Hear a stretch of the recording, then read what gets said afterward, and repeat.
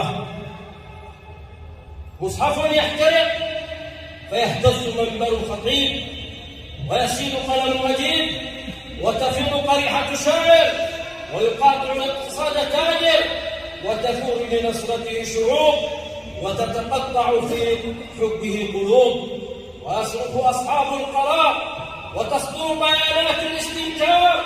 فيا أيها العقلاء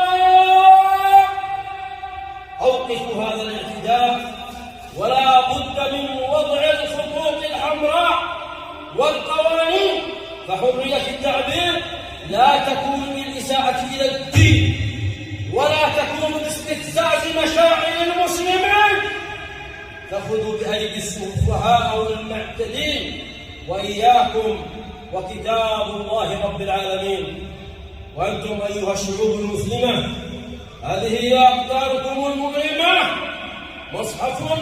مصحف يحترق وأمة تفترق ومسجد يهدم ومسلم يعدم ونقاب ينزع وقلوب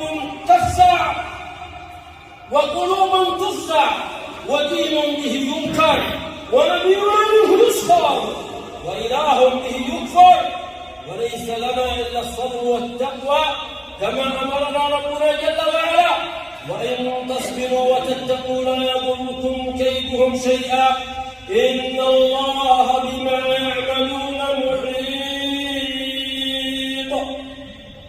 إن حق القرآن الكريم يجب أن يكون دافعا لماذا؟ للرجوع إلى القرآن الكريم حكما ومحكما وتحكيما للقرآن الكريم. اليوم الكثير من الناس هجروا القرآن، أنا وأنت وهذا وذاك كلنا نقرأ من القرآن.